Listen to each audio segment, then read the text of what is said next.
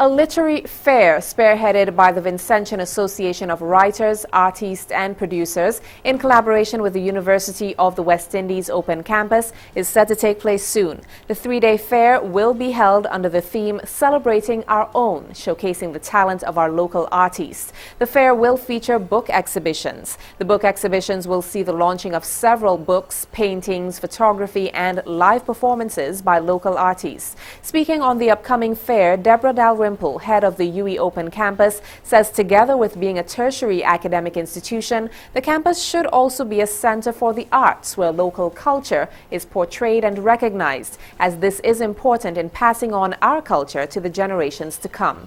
Dalrymple notes that the fair intentionally coincides with independence celebrations, where Vincentians celebrate identity as a nation. The fair begins on Tuesday, October 16th and finishes on Thursday, October 18th. The ISCO, that's the Interior Zone Community Organization based in Mariquar, is a volunteer organization which works to reduce poverty and unemployment in SVG.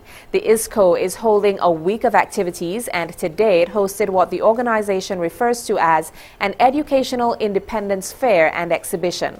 IKTV Nightly News took our camera to the fair and captured some of its moments. The ISCO celebrating its 5th anniversary is headed by Nigel Morgan. I'm Nigel Morgan, the Managing Director of ISCO.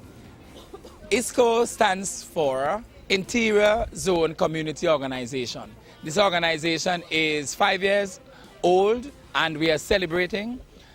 This day is a very special day. We dub it our Education Fair Day.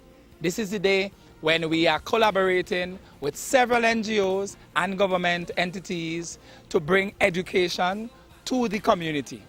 So far this day, we have had all the schools in Mariquar coming to the tents to visit the exhibitions and to learn what the different entities are doing in Kingston and throughout St. Vincent and the Grenadines. Right here in Richland Park, we are at the booth where we have the public health, and they have been very busy today. This is one of the active tents where children have been coming from the Richland Park primary school, and they have been gathering information from the mosquito and rodents control, and they have had a wonderful time up here today. You have a tent down at the Methodist Hall, the Methodist Yard of Mespo, and we have 2 tents there where you have the forestry, you had the NIS, and you had GECU. And that also was one of the active tents where people were coming all day, especially from the Mariquar Government School. In the center of Mespo, we had the Planned Parenthood Association. That was another active tent where the Emmanuel Annex, the students there, had a lot of information. We also had tourism and sports across by the magistrate building in Mariquar, and those 2 tents were also very active for the day.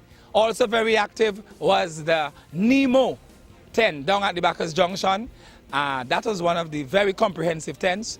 We had a lot of people there gathering information. We had Bureau of Standard, we had food and nutrition very active. We also had the Red Cross and the libraries down there in Mespo. So today we want to thank everybody for coming out. Thanks to everyone who contributed in any way to make this a success. To our team, the ISCO team, we want to thank you for putting your hands together. And that was our team today. Put your hand here. And indeed, we saw where everyone put their hand together to make this education fair in Mariquar, the first of its kind here, a very great success. ISCO Managing Director Nigel Morgan.